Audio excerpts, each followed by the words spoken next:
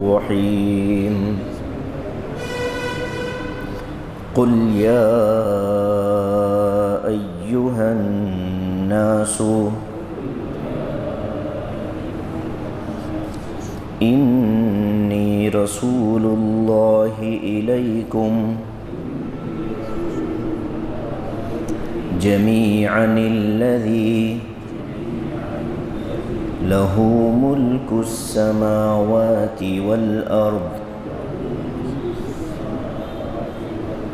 لا إله إلا هو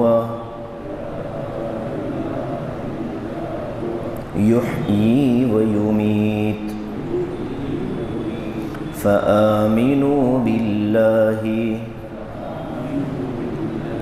ورسوله النبي الأمي الذي يؤمن بالله وكلماته واتبعوه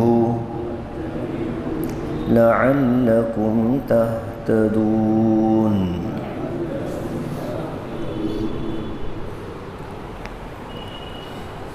صدق اللہ العظیم. قل یا ایہا الناس، اے نبی صلی اللہ علیہ وسلم آپ فرما دیجئے اے لوگو، انی رسول اللہ الیکم جمیعا، یقیناً میں اللہ کا رسول ہوں، تم سب کی طرف بھیجا گیا ہوں. الذی لہ ملک السماوات والارض، وہ اللہ جس کی بادشاہت ہے زمین و آسمان میں. لا الہ الا هو یحیی و یمیت، اس کے سوا کوئی معبود نہیں، وہی جلاتا ہے یعنی زندگی دیتا ہے، و یمیت اور وہی موت دیتا ہے. فآمنوا باللہ، پس تم ایمان لاؤ اللہ پر، ورسولہ اور اس کے رسول پر، النبی الامی جو نبی امی ہیں، الذی یؤمن باللہ وکلماتہ جو رسول خود اللہ پر ایمان لاتے ہیں اور اس کی کتابوں کلمات پر ایمان لاتے ہیں. واتبعوہ اور تم سب اس رسول کی اتباع کرو، لعلکم تہتدون تاکہ تم ہدایت پا جاؤ. یہ ایک آیت ہے جس میں گزشتہ آیت کا ایک اعتبار سے تتمہ بیان کیا گیا ہے.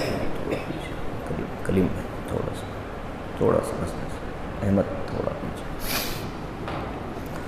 گزشتہ آیت آپ کے ذہن میں ہوگی، میں نے اس پر بہت تفصیلی گفتگو کی کہ نبی علیہ السلام کا قرآن مقدس میں جو تعارف اللہ نے کروایا ہے، 4 الگ الگ صفات آپ کی بیان کی، اور پھر تورات و انجیل میں آپ کا تذکرہ کیا ہے، اور اسی طریقے سے مسلمانوں کو اللہ تک کی رحمت کا مستحق بننے کے لیے نبی علیہ السلام سے کس طرح کا تعلق ہو اور کیا کیا ذمہ داریاں ہیں، ایمان، تعظیم، نصرت اور اتباع.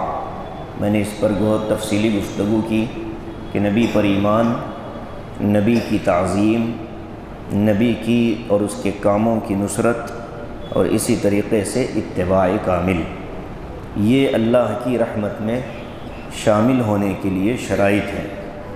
اب نبی علیہ السلام کا چونکہ تعارف ہوا ہے تو اب یہاں سے حضور صلی اللہ علیہ وسلم کی زبانی اللہ نے حضور کی رسالت کا اعلان کروایا. فرق یہ ہے کہ پہلی آیت میں اللہ رب العالمین نے تعارف کروایا، اور دوسری آیت میں حضور صلی اللہ علیہ وسلم کی زبان سے خود کا تعارف کروایا جا رہا ہے. اور یہ آیت ان آیتوں میں ہے جس میں آقا علیہ الصلاۃ والسلام کی رسالت کی عالمگیریت کو بیان کیا گیا۔ عالمگیریت کا مطلب کیا ہے کہ آپ صلی اللہ علیہ وسلم کی رسالت کسی خطے زمین ملک کے ساتھ خاص نہیں ہے، بلکہ آپ کی رسالت آپ کے زمانے میں جتنی دنیا تھی اس سب کے لیے، اور قیامت تک آنے والی جتنی دنیا ہے اس سب کے لیے آپ کی رسالت کا اعلان اس آیت میں ہوا ہے۔ اس لیے اللہ کے عام ضابطے کے مطابق یہ آیت نظر نہیں آتی، یہاں اللہ نے حضور سے اعلان کروایا، قل یا ایھا الناس۔ یا ایھا الناس یہ لفظ ہمیں بتاتا ہے کہ نبی علیہ الصلاۃ والسلام صرف مسلمانوں کے نبی نہیں ہیں، بلکہ یہ انسانوں کے نبی ہیں۔ دنیا میں آپ کے ماننے والے وہ بھی آپ کی امت میں داخل ہیں، اور آپ کا انکار کرنے والے بھی آپ کی امت میں داخل ہیں۔ ان کو خود پتہ نہیں ہے کہ وہ بھی ہمارے نبی کی امت ہے۔ تو اب مسلمانوں کی ذمہ داری اس آیت میں بڑھ جاتی ہے کہ وہ حضور صلی اللہ علیہ وسلم کا تعارف مسلمانوں کے نبی کے اعتبار سے نہ کروائیں، بلکہ عالم انسانیت کے نبی کی حیثیت سے کروائیں۔ مسلمانوں کے نبی نہیں بلکہ ساری انسانیت کے نبی ہیں، تب حضور کا صحیح تعارف امت کے سامنے آئے گا اور دنیا کے سامنے آئے گا۔ اگر ہم مسلمانوں کے نبی، میرے نبی، ہمارے نبی کے الفاظ مسلمانوں کے مجموعے میں تو استعمال ہو سکتے ہیں، لیکن جب آپ عام لوگوں کے ساتھ ہوں، دیگر مذاہب کے لوگوں کے ساتھ ہوں، تو وہاں یہ لفظ میرے نبی اور ہمارے نبی کا استعمال کرنا یہ نبوت کی شان کے خلاف ہوگا۔ وہاں یہ کہا جائے گا ہم سب کے نبی ہیں۔ تبھی آپ کی نبوت کی عالمگیریت اور آپ کی نبوت کی وسعت کا پتہ چلتا ہے کہ ہمارے نبی صلی اللہ علیہ وسلم کی نبوت کو اللہ نے اتنا پھیلایا کہ قیامت تک اب کسی نبی کے آنے کی ضرورت نہیں ہے۔ کیوں نہیں ہے؟ اس لیے کہ یہی نبوت قیامت تک چلنے والی ہے۔ تو اس آیت سے ختم نبوت کا بھی پتہ چلتا ہے، اور آپ کی مسجد کا نام بھی مسجد خاتم النبیین ہے۔ تو اسی مسجد خاتم النبیین میں ختم نبوت والی آیتوں کو اللہ نے پڑھنے پڑھانے کا موقع دیا ہے۔ موت تک اللہ ہمیں اپنے اس نبی کے دامن سے لگے رہنے اور جڑے رہنے کی توفیق نصیب فرمائے۔ قل یا ایھا الناس، اے لوگو، یہ الفاظ قرآن میں بہت کم استعمال ہوئے۔ عام طور پر وہاں استعمال ہوتے ہیں جہاں اللہ اپنی قدرت بتاتے ہیں۔ یا ایھا الناس اتقوا ربکم الذی خلقکم من نفس واحدہ وخلق منها زوجها وبث منهما رجالا كثيرا ونساء واتقوا الله الذي تساءلون به والارحام۔ یہ آیتیں کب پڑھی جاتی ہیں؟ نکاح کے خطبے میں، لیکن نہ پڑھنے والے سمجھانے کا موقع حاصل کر پاتے ہیں، نہ سننے والوں نے کبھی اس کو سمجھنے کی کوشش کی کہ حضور صلی اللہ علیہ وسلم نے 6500 آیتوں میں سے یہی آیتیں کیوں چنی خطبہ نکاح کے لیے۔ آپ صلی اللہ علیہ وسلم کے کئی خطبے تھے، میں نے اس سے پہلے بیان کیا۔ عیدین کا ایک خطبہ ہوتا تھا، اور جمعہ کا ایک خطبہ ہوتا تھا، اور نکاح کا ایک خطبہ ہوتا تھا۔ ایک خطبہ اور ہوتا تھا، کون سا؟ مجاہدین کو جب جہاد میں حضور بھیجا کرتے تھے تو ان کو بھی ایک خطبہ ارشاد فرما کر نصیحت کر کے بھیجتے تھے۔ تو حضور صلی اللہ علیہ وسلم کے خطبے 4 نوعیت کے ہیں۔ تو اس میں آپ نے اس خطبے کے لیے ان آیتوں کا انتخاب کیوں فرمایا؟ اس کی بھی وجہ یہی ہے کہ نکاح مسلمانوں ہی کے اندر رائج نہیں ہے، بلکہ پوری دنیا کے مذاہب نکاح کو انجام دیتے ہیں اپنے اپنے اعتبار سے۔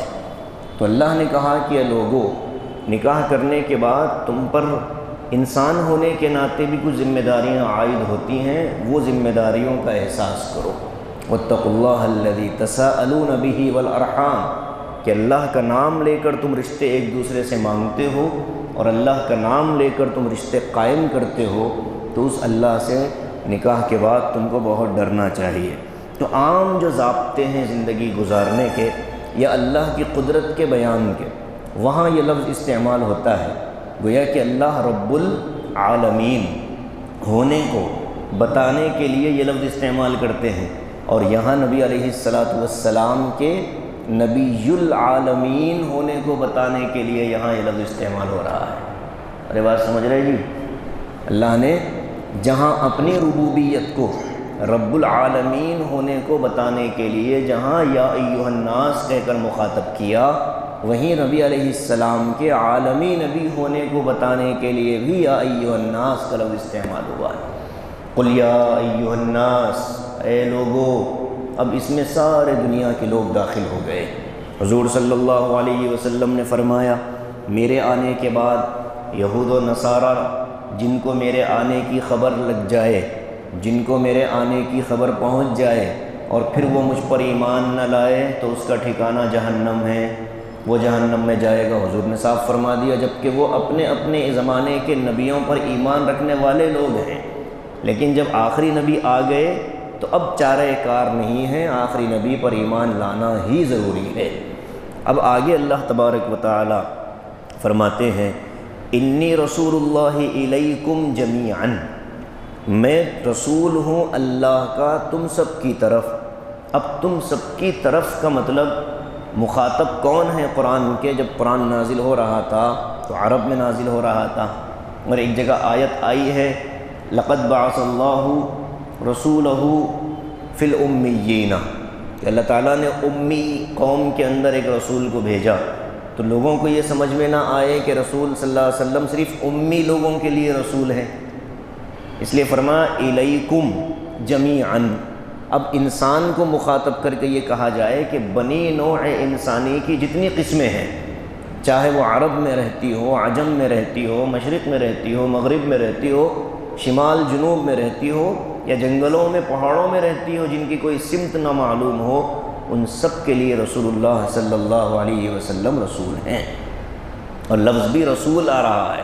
میں نے گزشتہ اس پر وضاحت کی کہ نبی اور رسول میں فرق کیا ہوتا ہے، اور نبی اور رسول کی رسالت کا فرق بھی آپ کو ذہن میں رکھنا ہے، تب کہیں یہ آیت کھل کر سامنے آئے گی۔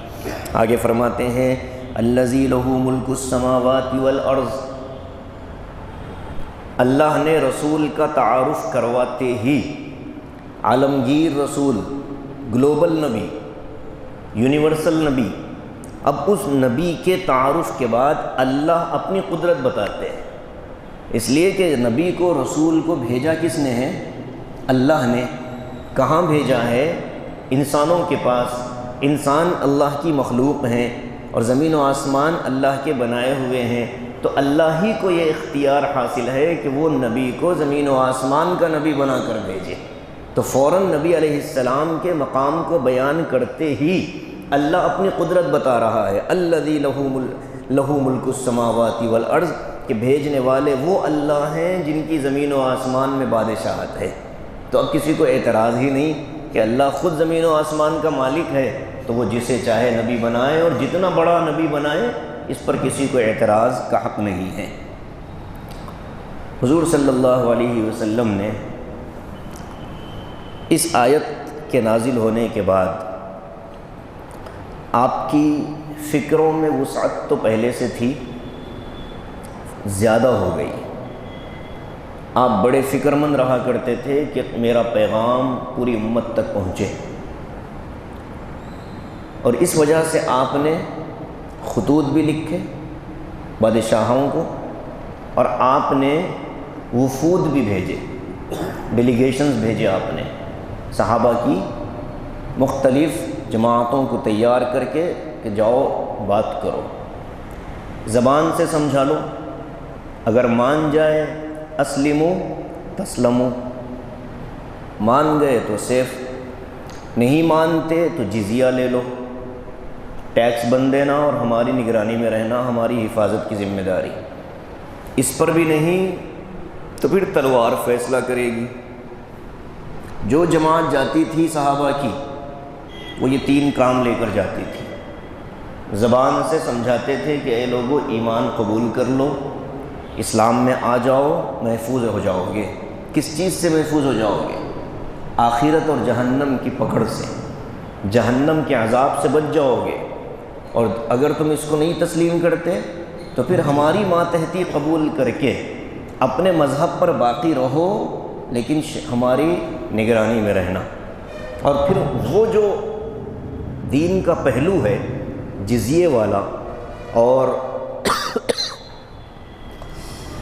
جہاں مسلمان طاقتور ہوں اور غیر مسلم قومیں کمزور ہوں، وہاں اسلام نے جو زندگی کے اصول دیے وہ بڑے خوبصورت ہیں، اور جہاں مسلمان کمزور ہوں، مینارٹی میں ہوں اور کافر غالب ہوں، وہاں بھی اسلام نے زندہ رہنے کے طریقے سکھائے ہیں۔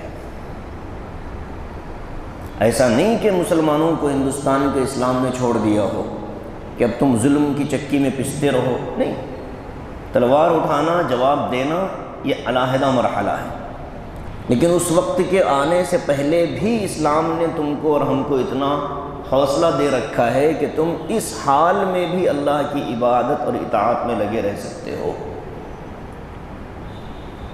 حضور صلی اللہ علیہ وسلم نے خطوط بھیجے، وفود بھیجے، بندوں کو بھیجا، جماعتوں کو بھیجا، تو یہ 3 کام ہوتے تھے۔ خط کے اندر بھی حضور کے یہ 3 کام ہوتے تھے۔ ہرقل کو آپ نے خط بھیجا، روم کے بادشاہ کو، کتنا بڑا اس کا مقام تھا، رومن امپائر کا بادشاہ، خط بھیجا، اس کو قیصر کہا جاتا تھا، اس کا لقب۔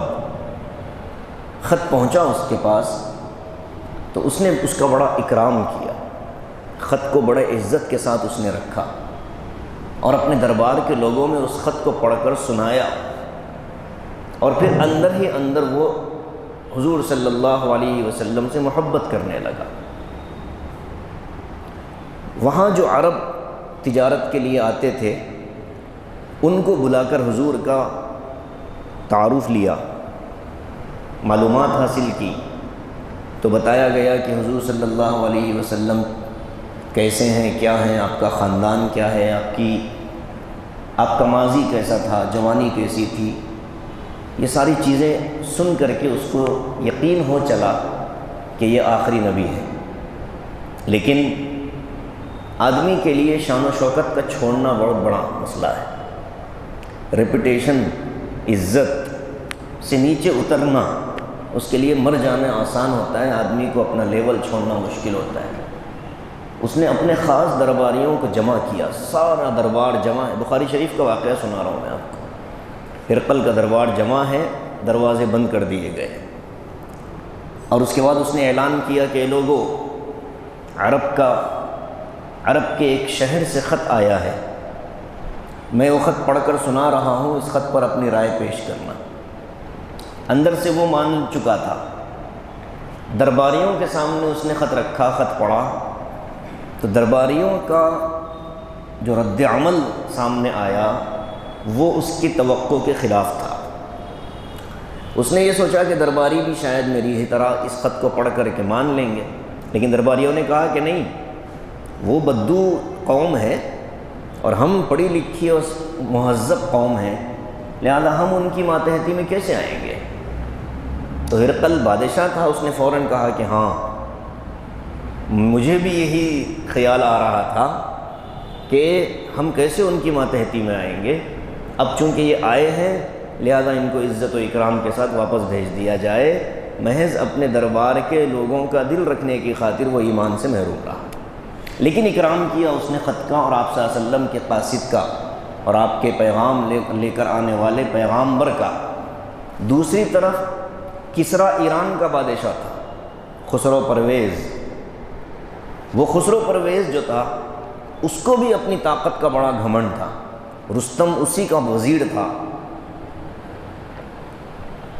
نوشیرواں عادل، نوشیرواں جو بادشاہ تھا نا، اسی کی نسل سے یہ لوگ ہوا کرتے تھے۔ تو اس نے نبی علیہ السلام کا خط لے کر کے بڑے غرور اور تکبر کے ساتھ اس خط کو اس نے پھاڑا اور اپنی ہتھیلیوں پر رکھ کر اس کو اڑا دیا۔ قاصد نے آ کر آقا کو خبر دی تو حضور نے فرمایا کہ جس طرح اس نے نبی کے خط کے پرزے اڑائے اس طرح سے قرآن شریف اس طرح سے اللہ اس کی بادشاہت کو، اس کی سلطنت کو، اس کی حکومت کو بھی بکھیر دے گا۔ اور دنیا نے دیکھا حضرت سعد ابن ابی وقاص رضی اللہ تعالی عنہ کی فوجیں اس کے دروازے پر کھڑی تھیں اس سے پہلے تک، یعنی کہ نبی علیہ السلام کے زمانے سے حضرت عمر کا زمانہ کتنا قریب ہے، بہت تھوڑا زمانہ ہے، لیکن ان 10-12 سالوں کے اندر ہی اس کی حکومت اتنی زیادہ تباہی کا شکار ہوئی کہ ان لوگوں کے اندر تقریباً 50 بادشاہ ان 10 سالوں کے اندر حکومت میں بیٹھے۔ رات کو ایک بادشاہ بنتا، صبح سے شام تک تخت پر بیٹھتا، بیٹے نے یا بھتیجے نے اس کا قتل کر دینا ہے۔ تو اس طرح ان کی حکومت کی دھجیاں بکھیر دی گئیں اور اللہ کے رسول کا فرمان سچ ہو گیا۔ تو جس نے قدردانی کی ان کی حکومتیں باقی رہیں، روم کی حکومت باقی رہی، بعد میں پھر عیسائیوں کا جب اس میں غلبہ ہوا تو پھر خالد ابن ولید رضی اللہ تعالیٰ عنہ کی وہ مشہور جنگ یرموک وہ عیسائیوں ہی سے ہوئی تھی، اور پھر اس کے بعد قیصر روم کے کیا کہتے ہیں علاقے میں بھی اسلام کا ڈنکا بج گیا۔ اس طرح سے آپ کی فکریں تھیں۔ ایک دوسرا مرحلہ بھی تھا، آپ صلی اللہ علیہ وسلم اپنے ساتھ رہنے والے صحابہ کا بھی بڑا خیال کرتے تھے۔ اس آیت کے ذیل میں ایک عجیب واقعہ لکھا ہے۔ حضرت عمر اور حضرت ابو بکر کتنے قریبی دوست ہیں، سب کو معلوم ہے، اور حضور صلی اللہ علیہ وسلم سے رشتہ بھی سب کو معلوم ہے، دونوں بھی آپ کے خسر ہیں، دونوں کی بیٹیاں آپ صلی اللہ علیہ وسلم کی نکاح میں ہیں اور امت کی مائیں ہیں، اور آپ صلی اللہ علیہ وسلم کے دنیا کے وزیر ہیں حضرت ابو بکر و عمر۔ آپ نے فرمایا کہ دونوں وزیر میرے یہاں اور دونوں وزیر میرے اوپر، جبرائیل و میکائیل۔ تو اس طریقے سے قربت تھی، تعلق تھا، دوستی تھی، اور حضرت عمر ابو بکر کا کتنا لحاظ کرتے تھے یہ بھی سب جانتے ہیں۔ کہتے تھے کہ میری پوری زندگی کی نیکیاں لے لو، ثور والی ایک رات دے دو، غار ثور والی ایک رات دے دو مجھے، غار ثور والی ابو بکر، اور میری پوری زندگی کی نیکیاں لے لو۔ اور وہ عمر جن کے الفاظ کو، جن کی خواہش کو قرآن نے اپنے صفوں میں جگہ دی ہوئی ہے۔ 17 مقامات قرآن کے ایسے ہیں جہاں حضرت عمر رضی اللہ تعالیٰ عنہ کی خواہش کے مطابق اللہ نے مضامین اتارے، اور الفاظ بھی حضرت عمر کے قرآن نے نقل کیے۔ جب امی عائشہ رضی اللہ تعالیٰ عنہا پر الزام لگا تو حضرت عمر سے حضور نے پوچھا، عمر کیا کہتے ہو؟ سبحانک ھذا بہتان عظیم، یہ الفاظ تھے حضرت عمر کی زبان کے، سبحانک ھذا بہتان عظیم۔ قرآن نے کیا کہا؟ ولولا اذ سمعتموہ قلتم، اے مسلمانوں جب یہ بات تم نے سنی تو یہ کیوں نہیں کہا تم نے ھذا بہتان عظیم، کہ یہ بڑا بہتان ہے جو عمر نے کہا، یہ تم نے کیوں نہیں کہا؟ اتنا بڑا مقام، مرتبہ اللہ کے نبی علیہ السلام کے زمانے میں ان دونوں حضرات میں کسی بات پر جھگڑا ہو گیا۔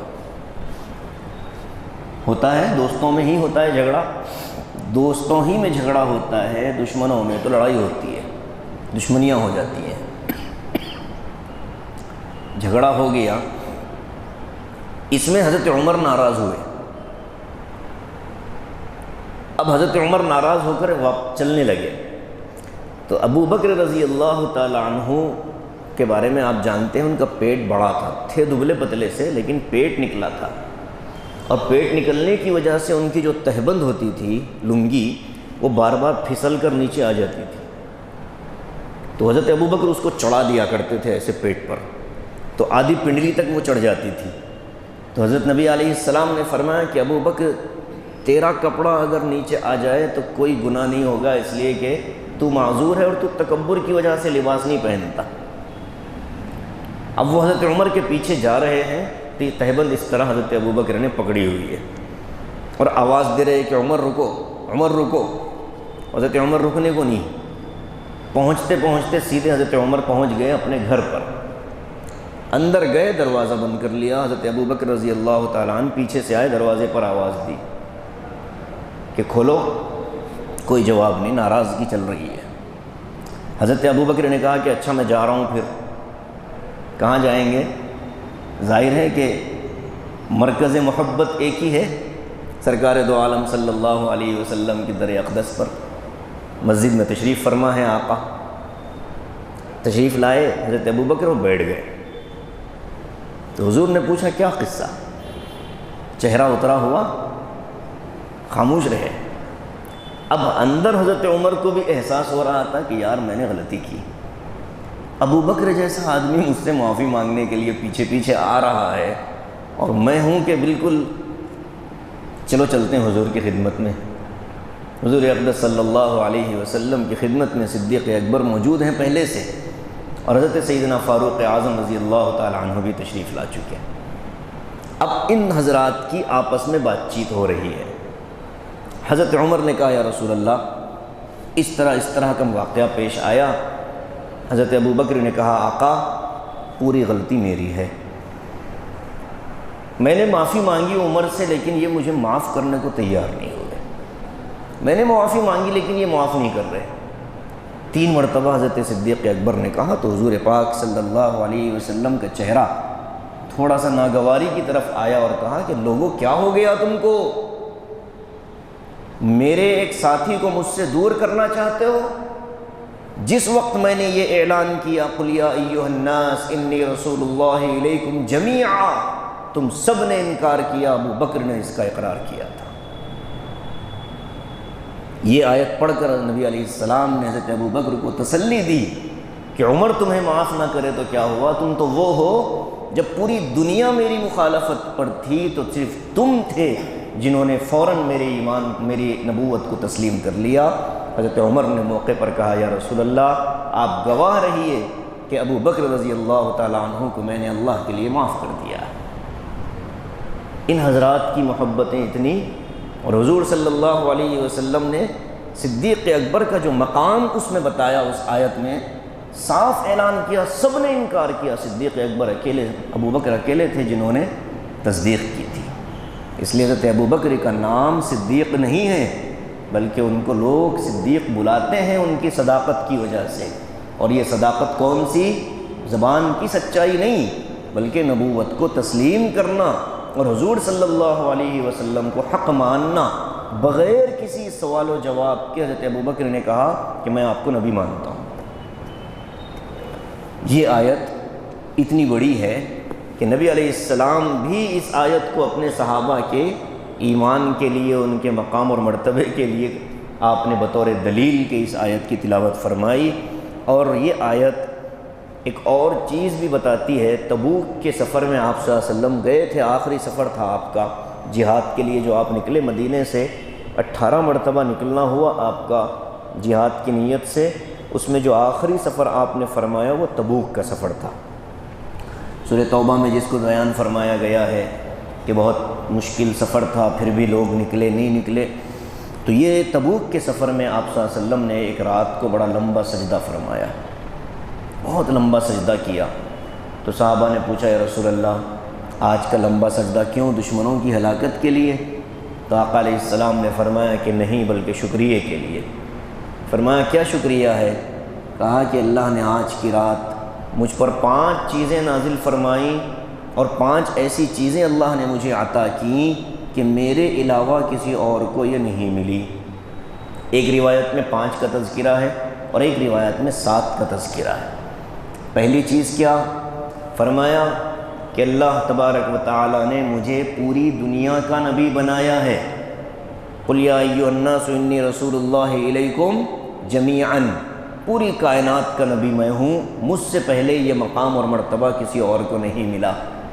ایک دوسرے فرمایا کہ اللہ تبارک و تعالی نے میرے لیے مال غنیمت کو حلال کیا ہے۔ مال غنیمت دشمنوں پر حملہ کر کے جہاد میں جب دشمن بھاگ جاتا ہے میدان چھوڑ کر تو اس کا مال مسلمانوں کے لیے حلال ہو گیا۔ یسألونک عن الانفال، انفال یہی مال غنیمت کو کہتے ہیں، اس کے بعد والا سورہ وہی ہے۔ تو دوسرا فرمایا کہ مال غنیمت میرے لیے حلال ہو گیا ہے، مجھ سے پہلے کسی نبی کے لیے مال غنیمت حلال نہیں تھا۔ ہم پہلے سورہ بقرہ میں پڑھ کر آئے ہیں نا، طالوت و جالوت والا قصہ، حضرت داؤد علیہ السلام نے مارا جالوت کو، لیکن مال غنیمت کچھ نہیں ملا، کیونکہ اللہ کا ضابطہ یہ تھا کہ مال غنیمت آسمان سے ایک آگ آتی تھی، وہ کھا لیتی تھی۔ تیسرے فرمایا کہ میرے لیے مال غنیمت، دوسرا فرمایا میرے لیے مال غنیمت حلال ہو گیا۔ تیسرے فرمایا میرے لیے اللہ تبارک و تعالی نے زمین کو پاک کر دیا ہے 2 کاموں کے لیے۔ پہلا کام، مجھے عبادت کے لیے مسجد کی کوئی شرط نہیں ہے، میں جہاں چاہوں نماز پڑھ سکتا ہوں، میری امت جہاں چاہے نماز پڑھ سکتی ہے، مسجد میں پڑھے افضل ہے، سفر میں ہے، مسجد نہیں ہے، جنگل میں ہے تو پڑھ سکتے ہیں، پڑھنا چاہیے۔ تو جعلت لی الارض مسجدا، میرے لیے اللہ نے زمین کو سجدہ گاہ بنا دیا ہے، میں کہیں بھی نماز پڑھ سکتا ہوں۔ یہ پہلے امتوں میں ایسا نہیں تھا، پہلی امتوں میں عبادت گاہ میں آ کر عبادت کرنے ہی سے ذمہ داری پوری ہوتی تھی۔ اور چوتھے فرمایا ایک اور چیز زمین سے متعلق کہ زمین میرے لیے پاک کر دی گئی ہے، یعنی میری امت تیمم کے ذریعے سے وضو کا مقام حاصل کر سکتی ہے۔ پہلی امتوں میں تیمم نہیں تھا، پہلی امتوں میں تیمم نہیں تھا، ان کو وضو ہی کرنا پڑتا تھا، غسل ہی کرنا پڑتا تھا، اور ہمارے لیے تیمم جائز ہے۔ اور غسل کا تیمم کیا ہے؟ بھئی وضو کا تیمم تو سب کو معلوم ہے، پوچھ ہی لیتا ہوں تیمم کیسے کرتے ہیں؟ کتنے چیزیں ہیں تیمم کے اندر؟ 4۔ 1 ہاتھ دھونا مٹی سے، 2 چہرہ، 3 اور چوتھا کہاں گیا؟ پیر۔ تیمم میں صرف اور صرف 3 چیزیں ہیں، نیت، ہاتھ مار دیا آپ نے، اس کے بعد اب آپ کو مٹی جھاڑ کر چہرے پر آ جانا ہے، پہنچے نہیں ہے اس کے اندر، ہاتھ آپ نے مٹی پر لگا دیے، ہاتھ جھاڑ لیے اور سیدھے چہرے پر آ گئے، ہو گیا۔ پھر آپ نے ہاتھ مارے، اس پر آ گیا، ہو گیا تیمم آپ کا۔ اچھا، یہ تو وضو کا تیمم ہے، غسل کا؟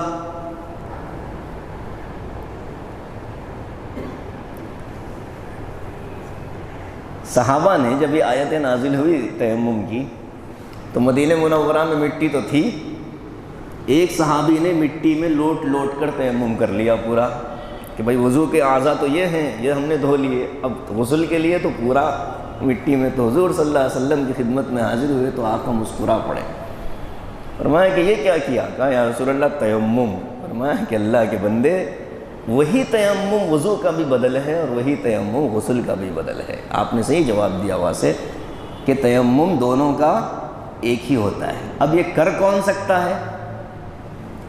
تھوڑا سا بخار، تھوڑی سی سردی، تھوڑی سی طبیعت خراب ہے تو تیمم کی اجازت نہیں ملے گی، اس کے شرائط ہیں۔ اتنا بیمار ہو کہ پانی لگنے سے بیماری بڑھ جانے کا یقین ہو۔ اب ایسا کون بیمار ہے آج کے زمانے میں؟ کھانے کے لیے پانی، صبح نیند میں سے بیدار ہو گئے، آئی سی یو کے پیشنٹ کا بھی منہ دھول لیتے ہیں ہم لوگ۔ تو کوئی پیشنٹ آئی سی یو میں پڑا ہو، ناشتہ کروانے کے لیے ہم تو اس کا بھی منہ دھو دیتے ہیں، برش کروا دیتے ہیں ہم اس کو۔ تو کون ایسا پیشنٹ ہے کہ جس کو پانی لگنے سے بیماری بڑھ جائے؟ سستی کی بنا پر تیمم کرنے سے نماز نہیں ہوتی۔ تیسرے، یہ جو ایشین پینٹ لگا رہے ہیں دیواروں پر، اس پر تیمم نہیں ہوتا، تیمم مٹی پر ہوتا ہے یا مٹی کی جنس پر ہوتا ہے، دھات پر تیمم نہیں ہوتا۔ ٹرین کے ڈبوں پر لوگ تیمم کر رہے ہوتے ہیں، کہاں کا تیمم؟ آئرن پر کہاں کا تیمم؟ مٹی۔ بڑے لوگ جو بستر پر ہوتے ہیں ان کے لیے مٹی بھر کر رکھ دی جاتی ہے، وہ اس پر تیمم کرتے ہیں، اس کی اجازت ہے۔ جھبے میں، ٹوکرے میں، کسی برتن میں مٹی ان کو دے دی جاتی ہے، پھر وہ اس سے تیمم کر لیتے ہیں۔ بیٹھے بیٹھے دیوار پر ہاتھ ٹھوک دیا، تیمم نہیں ہوگا۔ ایک شرط اور ہے کہ بیماری تو نہیں ہے لیکن پانی بڑا دور ہے، جا کر آنے میں یا جانے تک نماز کا وقت نکل جانے کا اندیشہ ہو تو آج کل کہاں اس طرح کی نوبت پیش آتی ہے، 5 منٹ میں پانی مل جاتا ہے، اور پانی کے لیے بھی آپ کو پورا وضو کی ضرورت نہیں، 4 اعضائے وضو ہیں جن کو دھو لینا ہے، ایک مرتبہ فرض ادا ہو جائے گا۔ تو حضور نے فرمایا کہ تیمم میری امت کی خاصیت ہے، پہلی امتوں کو یہ چیز نہیں ملی تھی، اور یہ بھی حضرت عائشہ صدیقہ رضی اللہ تعالی عنہ کی برکت سے اللہ تبارک و تعالی نے عطا فرما دیا۔ جب یہ آیتیں تیمم کی نازل ہوئی تھیں تو حضور نے فرمایا کہ مبارک و ابو بکر، تیرے گھرانے کے ہر فرد میں اللہ نے خیر رکھا ہے۔ حضرت عائشہ کی برکت سے امت کو تیمم مل گیا۔ بنو المصطلق کے قبیلے سے آپ واپس آ رہے تھے تو ایک حادثہ پیش آ گیا، اس پر تیمم کی اجازت نازل ہو گئی۔ اور 5ویں فرمایا کہ اللہ نے چوتھے فرمایا اللہ نے میرا رعب 1 مہینے کے فاصلے پر دشمنوں کے دلوں میں ڈال دیا ہے۔ جب آپ رات کو تہجد پڑھ رہے تھے غزوہ تبوک میں تو صحابہ نے مشورہ کیا کہ حضور صلی اللہ علیہ وسلم رات میں اکیلے تہجد پڑھ رہے ہیں، چلو ہم آپ کی حفاظت کریں گے کہ کہیں کوئی دشمن حملہ نہ کر دے۔ تو پھر صحابہ نے حضور نے پوچھا کیا کر رہے ہو؟ فرمایا کہ رسول اللہ آپ کی حفاظت کے لیے ہم کہیں دشمن حملہ نہ کر دے۔ فرمایا کہ دشمن کی اتنی ہمت نہیں کہ وہ آ کر مجھ پر حملہ کرے، اس لیے کہ اللہ تبارک و تعالی نے میرا رعب 1 مہینے کی دوری پر رہنے والے دشمن کے دل میں بھی ڈال دیا ہے۔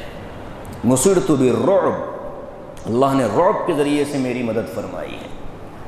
اور 5ویں فرمایا کہ جو میرے علاوہ کسی اور کو نہیں ملی، ہر نبی کو اللہ نے ایک مستجاب دعا دی، یعنی ایسی دعا جو قبول ہونی ہی ہے۔ سارے انبیاء نے اپنے اپنے موقع پر ان دعاؤں کو قبول کروا لیا اور استعمال کر لیا ہے، میں نے وہ دعا اٹھا کر رکھی ہے جو قیامت کے دن میں اپنی امت کی سفارش اور شفاعت کے لیے استعمال کروں گا۔ 5 روایت میں نے کہا نا، ایک روایت میں 5 ہیں، ایک روایت میں 7 ہیں۔ وہ 2 کون سے ہیں؟ فرمایا کہ اوتیت جوامع الکلم، اللہ نے مجھے گفتگو کا اتنا اعلیٰ سلیقہ دیا کہ میرے چھوٹے چھوٹے جملے ہوتے ہیں لیکن اس کے اندر معانی کا ایک بڑا سمندر ہوتا ہے۔ جامع الکلم کہتے ہیں اس کو، کہ جامع کلمات اللہ کے رسول صلی اللہ علیہ وسلم کی تقریر کے ہوا کرتے تھے۔ اور آپ آج دیکھیں کہ ایک حدیث کی تشریح میں ہم طلباء کو مدارس میں ایک ہفتہ گزر جاتا ہے، حدیث پر گفتگو مکمل نہیں ہوتی، حدیث کے علوم ختم نہیں ہوتے۔ اور 7ویں فرمایا ختم بی النبیون، اللہ نے میرے ذریعے انبیاء کے سلسلے کو ختم کر دیا ہے، میرے علاوہ کوئی اور خاتم النبیین نہیں۔ تو یہ خصوصیات ہیں آپ کی۔ یہ آیت انہی خصوصیات کو لیے ہوئے ہے، انی رسول اللہ علیکم جمیعا، کہ اللہ کے رسول ساری کائنات کے لیے نبی ہیں۔ الذی لہ ملک السماوات والارض، ابھی تو آیت کا پہلا ہی حصہ چل رہا۔ الذی لہ ملک السماوات والارض، وہ اللہ جو زمین و آسمان کا بادشاہ ہے۔ لا الہ الا هو یحیی و یمیت، اللہ ہی ہیں، اس کے سوا کوئی معبود نہیں، وہی جلاتا ہے وہی مارتا ہے۔ یہ بھی اللہ نے کیا انداز اختیار کیا، پہلے اپنی وحدانیت اور اس کے بعد اپنی صفات۔ دنیا میں ایسی قومیں ہیں جو اللہ کو مانتی تو ہیں لیکن صفات میں دوسروں کو شریک کر لیتی ہے۔ حیات وشنو بھگوان کے ہاتھ میں ہے، ہلاکت و موت شیو جی کے ہاتھ میں ہے۔ ہمارے اپنے علاقے کی قوموں کا یہ تصور ہے۔ اللہ فرماتے ہیں کہ نہیں، سب میرے ہاتھ میں ہے، زندگی بھی میں دوں گا، موت بھی میرے قبضے میں ہے، شفا بھی، بیماری بھی، حیات و موت، سب کا مالک میں ہوں، کہاں بھاگ رہے ہو؟ یا ایھا الانسان ما غرک بربک الکریم، اپنے رب سے کس نے دھوکے میں ڈال رکھا ہے تجھ کو؟ کس نے بتایا کہ اللہ معاف نہیں کرتے؟ ارے کس نے بتا دیا کہ اللہ تمہاری پکڑ ہی کریں گے، اللہ سزا ہی دیں گے، معاف نہیں کریں؟ کس نے بتایا؟ لوٹ کر تو آؤ، پلٹ کر تو آؤ۔ گنہگار سے گنہگار بندے کو یہ آیتیں اگر سنا دی جائیں نا تو وہ رات کو اٹھ کر رو لیتا ہے، مولا آپ اتنے کریم ہیں، پھر بھی آپ نے مجھے جو ہے نا مہلت دی ہوئی ہے، میں آپ کے پاس نہیں آ پا رہا ہوں، اللہ میں آنا چاہتا ہوں، آ جائیں بس، کافی ہے۔ تو اللہ فرماتے ہیں یحیی و یمیت، میں زندگی دینے والا، میں موت دینے والا، فآمنوا باللہ ورسولہ۔ اب مجھ سے یہ سوال مت کرنا کہ پھر خودکشی کرنے والے کیسے؟ خودکشی کرنے والا موت کا سبب اپنے سے لے رہا ہے، موت نہیں لے رہا، موت کا سبب لے رہا ہے، موت نہیں لے رہا۔ اللہ نے جس کو جہاں موت لکھی ہے اس کو بلا لیں گے اللہ۔ سلیمان علیہ السلام کے دربار میں ایک بیٹھا تھا نا، ایک شخص اس کو گھور رہا ہے۔ سلیمان علیہ السلام نے پوچھا کہ کیا قصہ، کیوں بار بار اس کو گھور کر ڈراتے ہو؟ کیا کہ حضرت میں ملک الموت ہوں، اور یہ جو بندہ بیٹھا ہوا ہے اب سے کچھ لمحوں بعد اس کی موت فلاں جزیرے میں لکھی ہوئی ہے، یہ یہاں بیٹھا ہوا آپ کے دربار میں کیسے ہوگا؟ اور وہ شخص جو تھا اس نے کہا کہ حضرت مجھے اس شخص سے ڈر لگ رہا ہے، ہوائیں آپ کی تابعدار ہیں، مجھے حکم دیجئے ہوائیں مجھے اڑا کر کسی جزیرے میں ڈال دیں۔ اس نے خود ہی دعا کی، حضرت سلیمان نے ہوا کو حکم دیا، ہوا نے لے جا کر جزیرے میں چھوڑ دیا۔ وہ بندہ جو دربار میں بیٹھا تھا فرشتہ تھا، اس نے وہاں جا کر کے حضرت روح نکال لی اس کی۔ اللہ تعالیٰ کا نظام یحیی و یمیت۔ فآمنوا باللہ ورسولہ النبی الامی، فرماتے ہیں کہ پھر ایسے اللہ پر ایمان لاؤ اور اس کے اس رسول پر ایمان لاؤ جو نبی بھی ہیں اور امی ہیں۔ الذی یؤمن بکلماتہ، آہا، فرماتے ہیں کہ تم ایمان لاتے ہوئے کیا سوچتے ہو؟ ہرقل نے کہا نا کہ میرا بڑاپن ختم ہو جائے گا، میری چودراہٹ چلی جائے گی۔ ابو جہل کیوں منکر ہوا؟ اس کی اپنی کرسی کے چھننے کا ڈر تھا۔ ابو لہب کیوں منکر ہوا؟ اسی لیے منکر ہوا کہ کل تک کا بچہ اب بڑا بڑا کام کرنے لگے، ہم کوئی ہضم نہیں ہو سکتا۔ حسد، بغض، یہ حق کے قبول کرنے کی سب سے بڑی رکاوٹ ہوتی ہے۔ جب آدمی حسد کا شکار ہو جاتا ہے، سمجھ رہا ہوتا ہے کہ میں غلط کر رہا ہوں، لیکن حسد کی وجہ سے وہ اس غلط کو صحیح کرنے کے لیے تیار نہیں ہوتا، موت تک پہنچ جاتے ہیں۔ اللہ فرماتے ہیں کہ جب تم ایمان لا رہے ہو تو صرف تم نہیں لا رہے، الذی یؤمن باللہ، وہ رسول، وہ نبی، وہ امی جس کا بھی تذکرہ تم پڑھ کر آ رہے ہو، اتنے عظیم ترین رسول اور نبی بھی اللہ پر ایمان لاتے ہیں۔ اس لیے ایک مرتبہ سوال ہوا تھا کہ نبی پر سب سے پہلے ایمان کون لاتا ہے؟ خود نبی لاتا ہے۔ جو نبی ہوتے ہیں وہ پہلے خود یہ تسلیم کرے گا کہ ہاں میں نبی ہوں، اس کا ایمان پہلے، اس کے بعد پھر وہ دعوت دیتا ہے دوسروں کو۔ اسی کو کہا جاتا ہے کہ آپ کسی چیز کو حق سمجھتے ہو دلائل کی روشنی میں تو پہلے اپنا اطمینان کر لو، پھر لوگوں کو بتاؤ تو لوگ اس کو جلدی قبول کر لیں گے۔ فآمنوا باللہ ورسولہ النبی الامی الذی یؤمن باللہ وکلماتہ، اللہ پر ایمان لاؤ، اس کے رسول پر جو نبی امی ہیں، اور وہ رسول نبی، وہ رسول امی خود اللہ پر ایمان لاتے ہیں، وکلماتہ، اور اس کی باتوں پر ایمان لاتے ہیں، جو کتابیں آئی ان پر اور جو فرامین اب آ رہے ہیں ان پر بھی۔ جب اتنے مقامات کا حامل نبی اللہ پر ایمان لا رہا ہے تو پھر ہما اور شما کی کیا حیثیت اور ہما اور شما کا کیا اعتبار؟ اس لیے فرمایا واتبعوہ، یہ ساری چیزیں سن لی تم نے، اب اتباع کرو رسول کی۔ صرف ایمان لاؤ گے رسول پر، اطاعت نہیں کرو گے تب بھی کامیاب نہیں ہوگے۔ اطاعت رسول شرط ہے کامیابی کے لیے۔ صرف یہ کہا جاتا ہے کہ ایمان شرط ہے کامیابی کے لیے، نہیں، ایمان تو کامیابی دلائے گا۔ کب؟ جب ایک مرتبہ جہنم میں داخل ہوں گے، گناہوں سے دھلیں گے، اس کے بعد ایمان کی بنا پر اس دنیا سے 10 گنا بڑی جنت ملے گی، لیکن اول وہلہ میں جنت نہیں ملے گی۔ قرآن کہتا ہے فمن زحزح عن النار وادخل الجنہ، جس کو جہنم سے بچا لیا گیا، جنت میں داخل کیا گیا، یہ کامیاب ہے، کامیاب یہ ہے۔ اور جہنم سے بچنے کا سب سے بڑا راستہ اطاعت رسول، اتباع نبی ہے۔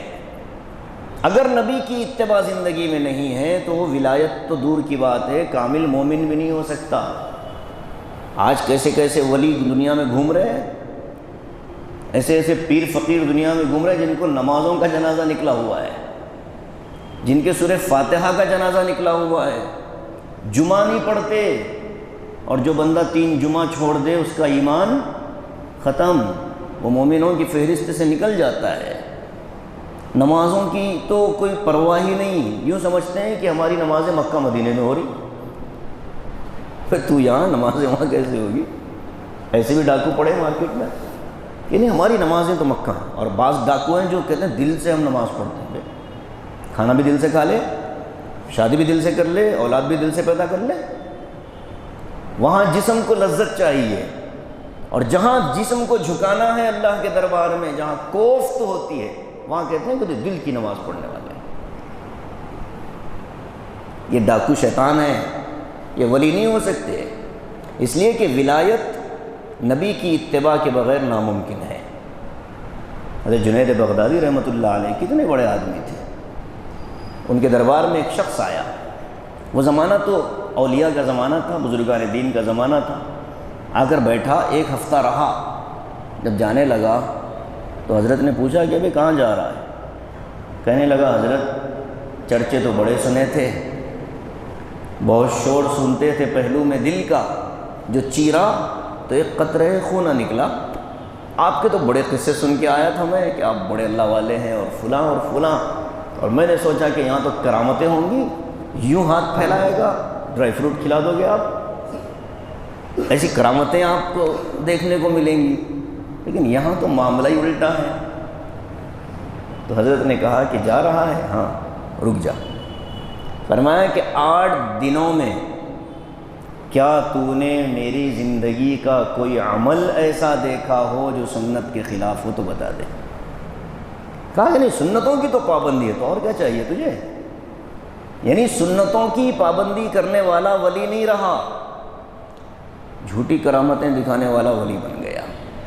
اس لیے حکیم الامت حضرت اقدس تھانوی رحمۃ اللہ علیہ نے لکھا ہے کہ کرامتیں ولایت اور بزرگی کی پہچان نہیں ہے، یہ تو اللہ تعالیٰ جنگل میں بیٹھ کر تپسیا کرنے والے رشیوں منیوں کو بھی اللہ کرامتیں دے دیتا ہے۔ ارے پٹا پڑتی والا بھی تو دکھایا کرتا تھا نا شعبدے، کتنے نہیں تھے ایسے؟ تو یہ کرامتوں کا ہونا ولی ہونے کی پہچان نہیں، سمجھ لیں اس کو۔ اتباع رسول جس کی زندگی میں ہے وہ ولی ہے، بغیر اتباع رسول کے 1000 کرامتیں آسمان پر اڑ کر آپ بتا دیں، اتباع رسول نہیں ہے تو آپ کو ہم تسلیم نہیں کر سکتے۔ واتبعوا، اسی کو فرمایا کہ اتباع کرو، لعلکم تہتدون، تاکہ تم سیدھے راستے پر جمے رہو۔ تو سیدھے راستے پر ہدایت پر ٹکنا نبی کی اتباع کے بغیر ناممکن ہے، اس لیے کہ وہی ایک راستہ ہے جو اللہ تک پہنچاتا ہے، اس سے ہٹ کر جو راستہ اختیار کریں گے وہ اللہ سے دور کرنے والا ہوگا۔ اللہ تعالی ہم سب کو اپنے نبی کے دامن سے چمٹے رہنے کی توفیق نصیب فرمائے، آمین۔ وآخر دعوانا الحمدللہ۔